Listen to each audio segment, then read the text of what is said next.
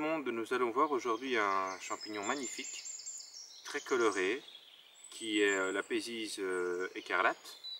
Bon, je préfère plutôt vous parler des pésises au sens large parce que des pésises écarlates, il y en a plusieurs, qui portent évidemment d'autres noms en latin, mais je parle au sens large parce que il est quand même difficile de les identifier, même pour des mycologues. Il faut aller les observer du côté plutôt microscopique au niveau des spores, mais ça je vais vous passer ces détails-là. Ici on va parler simplement de où est-ce qu'on pourrait observer ces champignons, ce très joli champignon aux couleurs écarlate vive.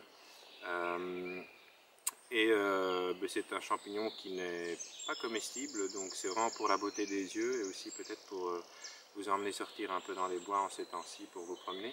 Il y a des belles choses à voir.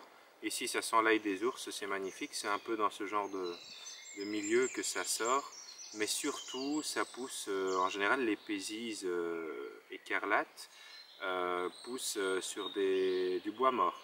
Du bois mort, des branches, des branchettes mortes, de différents feuillus.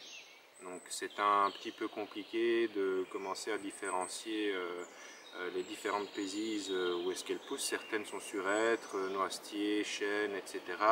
D'autres uniquement sur tilleul, d'autres uniquement ou essentiellement sur aulne, robinier, etc. Donc on va se limiter. Alors la pésise ici, elle fait partie, donc c'est un ascomycète. Qui dit ascomycète dit que ça n'a pas forcément un chapeau avec des lames en dessous ou des pores. Ici on va avoir pour tout ce qui est ascomycète un champignon qui généralement contiendra les spores sur la face intérieure. Enfin, oui, c'est ça, sur la face intérieure qui est ici la face rouge. Les ascomycètes, ce sont les champignons qui ont les spores contenus dans les asques. Voilà, je vais m'arrêter là pour ces détails-là. Donc les pésises écarlates ont la couleur forcément écarlate à l'intérieur. Parfois pour quelques-unes, elle peut varier entre l'orange, le rouge vif, le rouge simple. Et par contre, le côté extérieur, ça sera plutôt du rose blanc.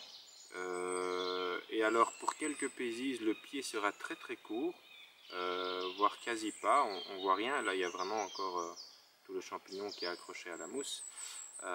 Pour d'autres pésises, on va quand même avoir un pied un peu plus prononcé, mais pas forcément non plus un pied très très élancé, quoi. Donc les pésises écarlates poussent généralement à la fin de l'automne, je dirais même plutôt début de l'hiver, printemps. Et c'est annonciateur de printemps. C'est un champignon qui arrive plus ou moins en même temps qui arrive un peu avant la pésise veinée.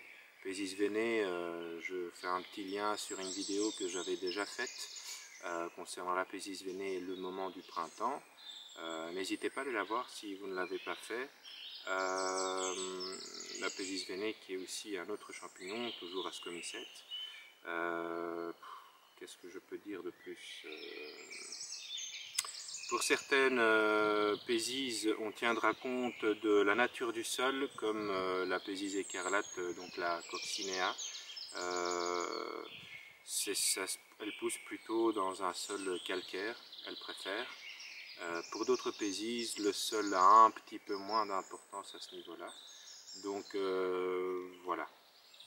N'hésitez pas à sortir de chez vous, à aller voir ces belles petites choses qui ne sont pas toujours faciles à voir, mais quand elles sont bien ouvertes, elles sautent aux yeux.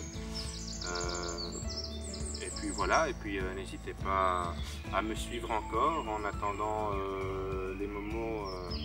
Je vais aller aux pésises veinées, entre nous soit dit.